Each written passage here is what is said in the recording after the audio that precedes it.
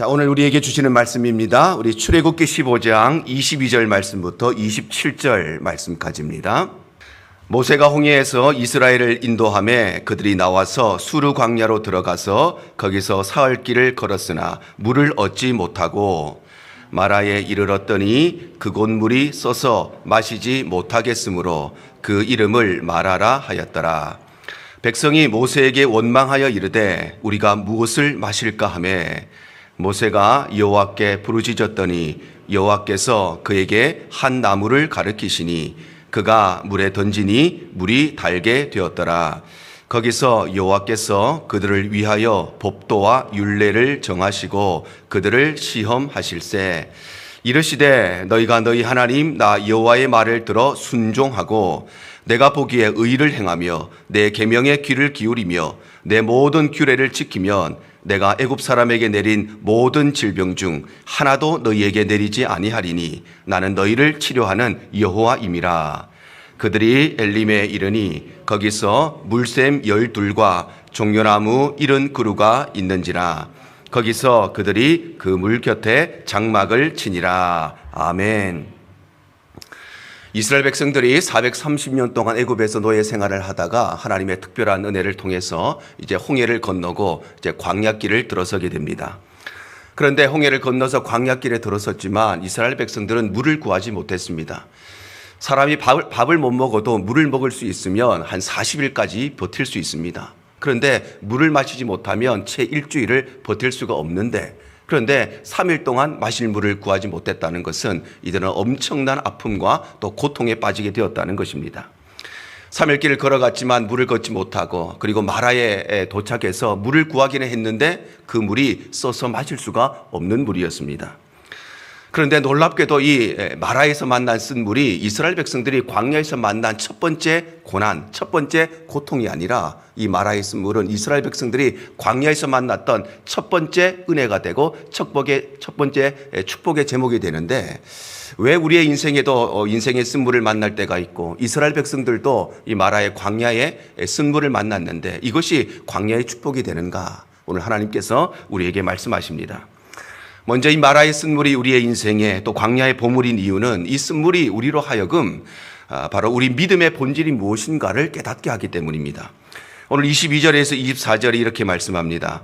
모세가 홍해에서 이스라엘을 인도하며 그들이 나와서 수르 광야로 들어가서 거기서 사흘 길을 걸었으나 물을 얻지 못하고 마라에 이르렀더니 그곳 물이 써서 마시지 못하겠으므로 그 이름을 마라라 하였더라. 백성이 모세에게 원망하여 우리가 무엇을 마실까 하매. 바로 이스라엘 백성들이 광야를 건너서 수르 광야에 들어갔는데 3일 동안 물을 구하지 못하고 마라에 도착해서 드디어 물을 구하기는 했는데 써서 마실 수가 없게 되자 이들은 모세를 원망하기 시작했다는 것입니다. 이스라엘 백성들이 출애굽해서 여기까지 오는 동안에 이스라엘 백성들의 수많은 기적들을 경험했습니다. 먼저 그들은 이 애굽에 있을 때 하나님께서 이 애굽에 내리신 10가지의 재앙을 직접 보고 직접 경험한 사람들이었습니다. 특별히 10가지 재앙 중에서 마지막 10번째 재앙은 바로의 장자로부터 이 애굽의 모든 장자들, 심지어는 짐승의 첫 번째 난 새끼까지 애굽의 모든 처음 난 것들이 한꺼번에 한날에 다 죽고 마는, 실로 이 노아의 홍수 이후에 인류에 닥친 가장 최악의 재앙을 이스라엘 백성들이 직접 보고 직접 경험했습니다. 뿐만 아니라 이들은 불기둥과 구름기둥으로 낮이나 밤이나 인도하시는 하나님의 은혜를 경험했습니다. 출애굽기 13장 21절과 22절입니다. 여호와께서 그들 앞에서 가시며 낮에는 구름기둥으로 그들의 길을 인도하시고 밤에는 불기둥을 그들에게 비추사 낮이나 밤이나 진행하게 하시니 낮에는 구름기둥, 밤에는 불기둥이 백성 앞에서 떠나지 아니하니라.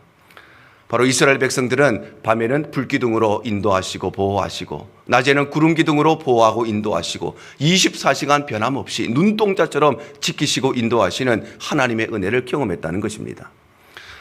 뿐만 아니라 이들은 홍해를 건너면서 인류 역사에 두 번 다시 없는 놀라운 일들을 경험했습니다. 출애굽기 14장 21절입니다. 모세가 바다 위로 손을 내밀매 여호와께서 큰 동풍이 밤새도록 바닷물을 물러가게 하시니 물이 갈라져 바다가 마른 땅이 된지라. 바로 이들은 그 거대한 홍해 바다가 하나님께서 좌우로 가르시는 그 놀라운 역사의 현장에 직접 있었던 사람이고 뿐만 아니라 그거를 본 것으로 끝난 것이 아니라 그 갈라진 바다를 마른 땅과 같이 건너는 경험을 하고 자신의 뒤를 쫓아오던 바로의 군대들이 이 물이 합쳐지면서 모두 다 수장당하는 일을 직접 보고 직접 경험했다는 것입니다. 그러니 이스라엘 백성들은 평생 만나는 사람들마다 내 삶에 하나님이 어떤 기적을 보여주셨는가 평생 간증해도 부족할 만큼 놀라운 기적들을 얼마나 많이 경험했습니다. 그런데 이토록 기적을 경험했다면 이스라엘 백성들은 세상에 감당하지 못할 믿음을 가져야 정상이죠. 어떤 일이 있어도 좌우로 흔들리지 않는 굳건한 믿음을 가진 것이 정상입니다. 바다가 갈라지는 것을 경험했습니다. 불기둥과 구름기둥이 내 눈앞에서 내 삶을 인도하시는 것을 경험했습니다. 하나님이 장자를 치시는데 하나님이 10가지의 재앙을 내리시는데 이스라엘 백성들은 손 하나 털끝 하나 건드리지 아니하시고 애굽의 모든 장자들이 죽어나가는 것을 직접 봤습니다. 이 정도 되면 믿음의 사람이 되어야 되는데 그런데 이스라엘 백성들은 이 많은 기적을 경험했음에도 불구하고 물이 있어서 마실 수가 없게 되자 다시 또 원망하기 시작했다는 것입니다. 이러한 면에서 왜 우리의 인생에 찾아오는 이 쓴물이 광야의 보물이 되는가? 그것은 바로 이 쓴물이 우리로 하여금 내 믿음의 본질이, 우리 신앙의 본질이 무엇인가를 깨닫게 하기 때문입니다. 세상이 원하는 이 믿음의 본질이 무엇이냐? 세상이 말하는 믿음의 본질은 우리가 물질의 복을 얻는 것, 우리 자녀들이 잘 되는 것, 건강의 문제가 없어지는 것, 병이 낫는 것, 내 삶에 놀라운 기적이 펼쳐지는 것, 이것이 세상이 말하는 복의 기준이고 세상이 원하는 믿음의 본질입니다. 그런데 우리 기독교 신앙의 본질은 그렇지가 않습니다. 우리 기독교 신앙의 본질은 물질의 복을 받고 건강의 복을 받는 것이 우리 신앙의 본질이 아니라 그 복의 근원이 되시는 하나님을 얻는 것이 우리 신앙의 본질인 것입니다. 우리 신앙의 본질은 내 눈앞에서 대단한 일이 벌어지고 기적의 일이 벌어지는 것이 아니라 그 기적을 행하시는 하나님을 경험하는 것이 우리 기독교 신앙의 본질인 것입니다. 그래서 우리의 믿음은 기적을 경험한다고 믿음이 좋아지지 않습니다. 우리의 믿음은 하나님의 말씀을 통해서 얻는 것입니다. 로마서 10장 17절입니다. 그러므로 믿음은 들음에서 나며 들음은 그리스도의 말씀으로 말미암았느니라.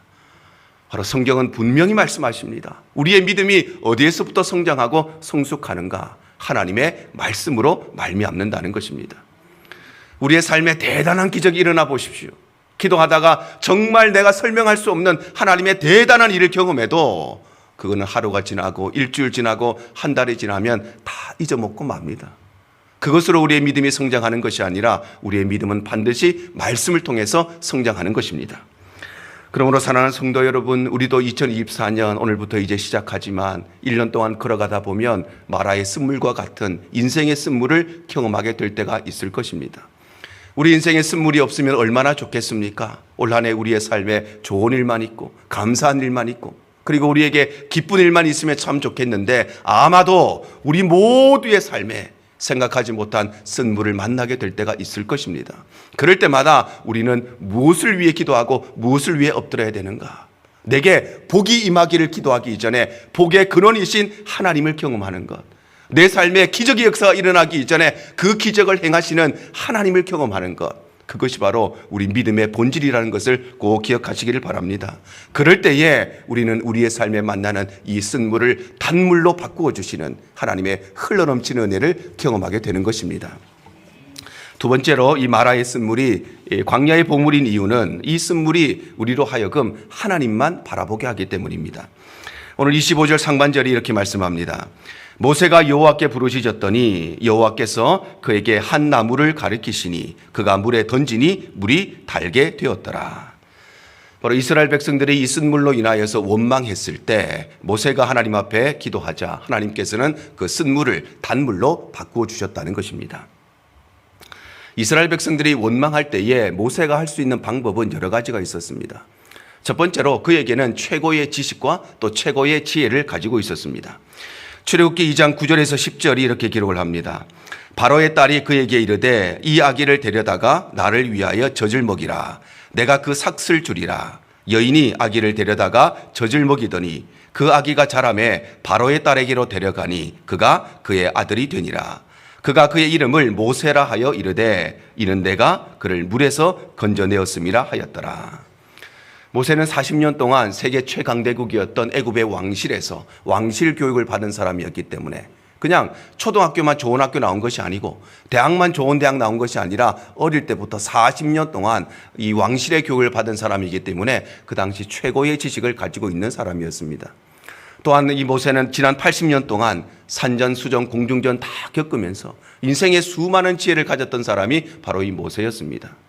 그런데 이 모세는 자기가 가지고 있는 이 최고의 지식과 최고의 지혜를 가지고 이 당면한 이 이스라엘 백성들의 원망, 이 문제를 해결하지 않았습니다.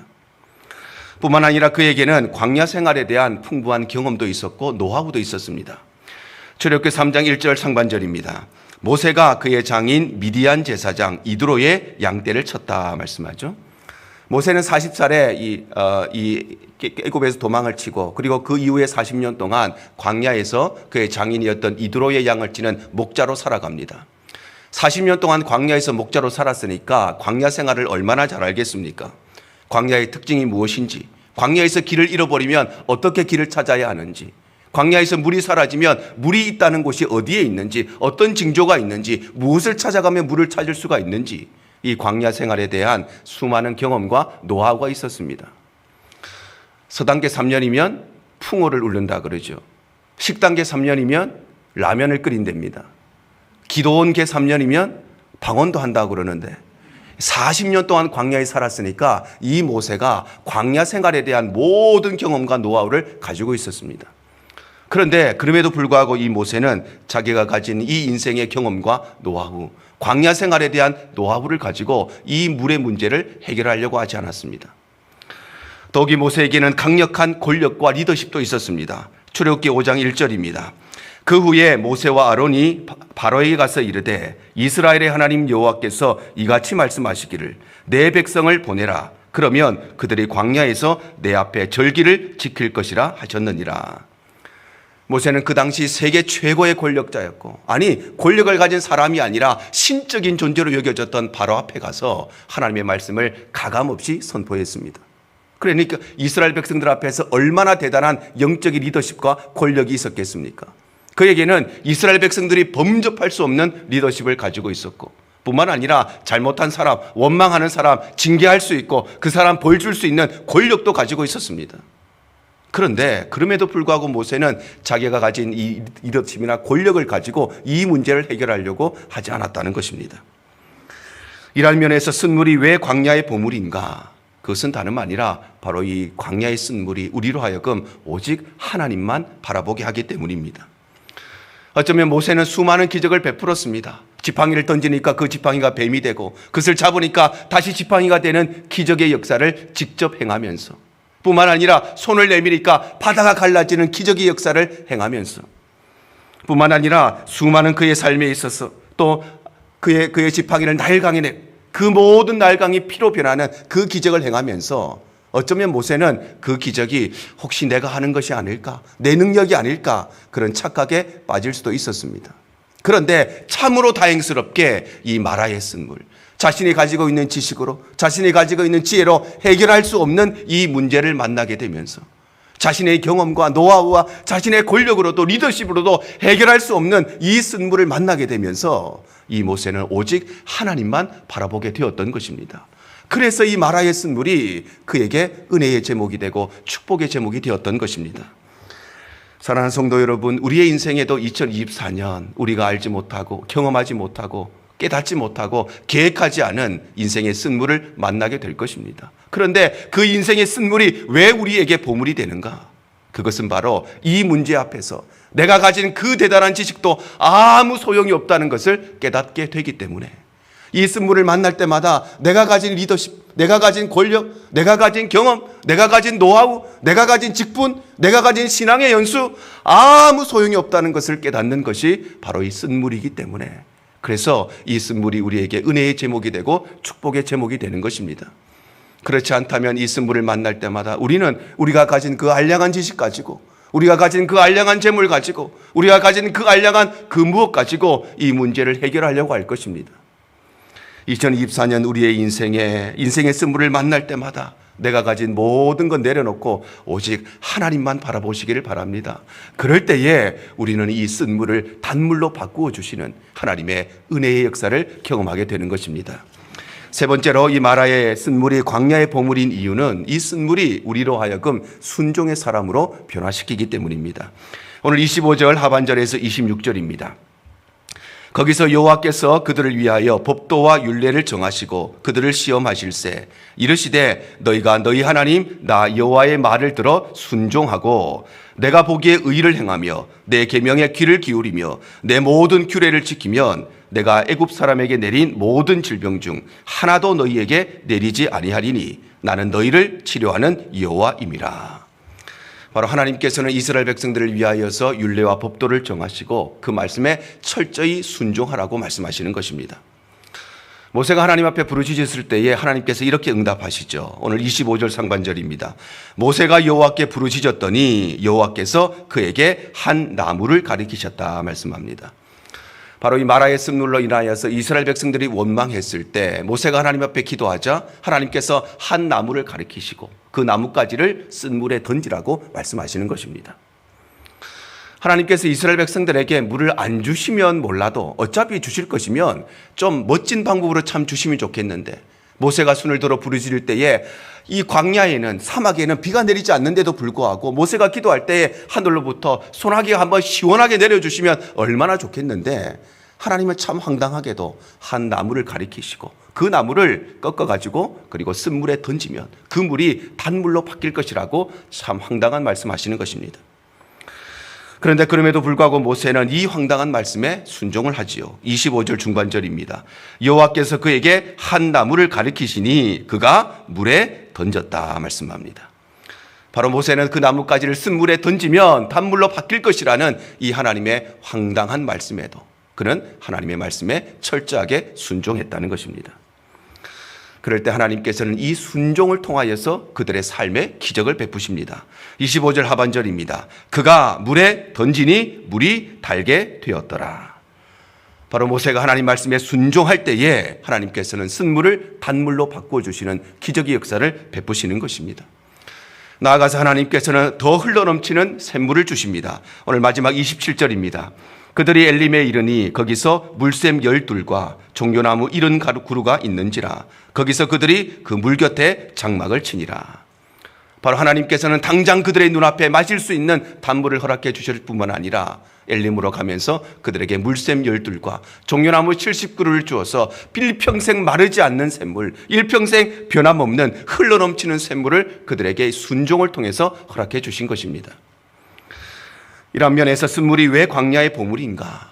그것은 바로 이 쓴물이 우리로 하여금 하나님의 말씀에 순종하는 자들로 변화시키기 때문입니다. 그래서 하나님께서는 순종을 통해서 우리에게 은혜 주시기 때문에 하나님은 언제나 우리에게 순종을 요구하십니다. 여호수아 6장 3절과 4절 하반절에서 5절 상반절입니다.